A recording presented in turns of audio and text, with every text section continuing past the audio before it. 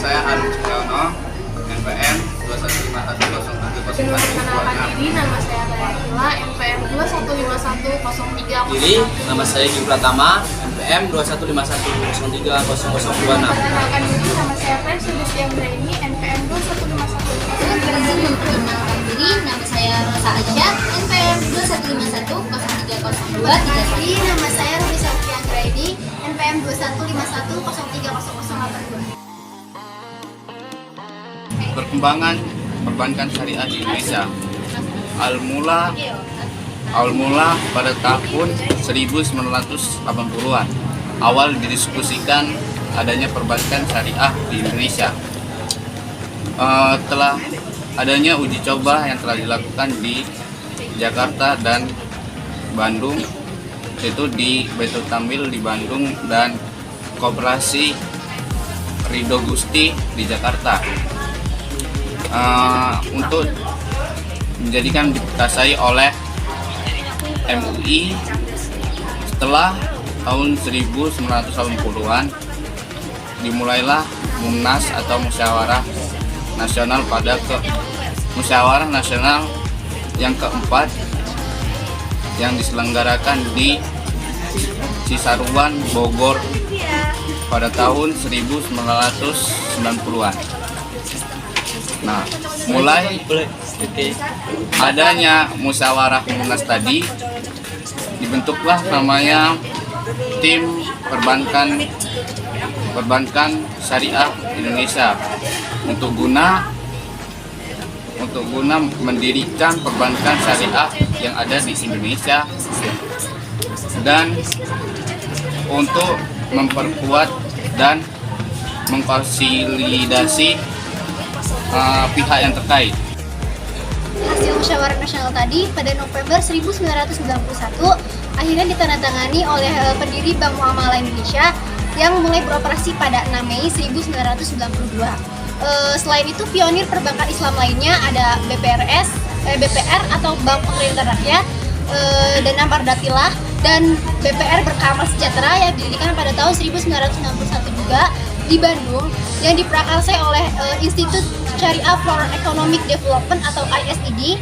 Bila pada tahun 1992 sampai 1998 hanya ada satu unit perbankan Islam di Indonesia, dan pada tahun 2000 mulai bank syariah maupun bank konvensional membuka unit syariah di Indonesia yang mencapai 86 unit dan akan terus bertambah di tahun-tahun yang akan datang, dan jumlah bank syariah akan terus meningkat seiring dengan bertambahnya jumlah kantor cabang bank syariah di Indonesia. Lembaga keuangan syariah adalah sebuah lembaga di mana prinsip-prinsipnya berdasarkan pada prinsip-prinsip syariah Islamnya. Tujuan utama mendirikan lembaga keuangan syariah adalah untuk menunaikan perintah Allah dalam bidang ekonomi dan muamalah, serta membebaskan masyarakat Islam dari kegiatan-kegiatan yang dilarang oleh syariat Islam. Lembaga keuangan syariah terbagi menjadi dua, yaitu lembaga bank dan lembaga non-bank. Lembaga non-bank diantaranya ialah ada asuransi, pegadaian, reksadana, pasar modal, BPRS, dan BMT. Operasi lembaga keuangan syariah. Yang pertama ada keadilan. Keadilan yaitu prinsip berbagi keuntungan atas dasar penjualan yang sama. Yang kedua ada kemitraan. Kemitraan yaitu prinsip kesetaraan di antara para pihak yang terlibat dalam kerjasama. Yang ketiga ada transparansi atau transparan.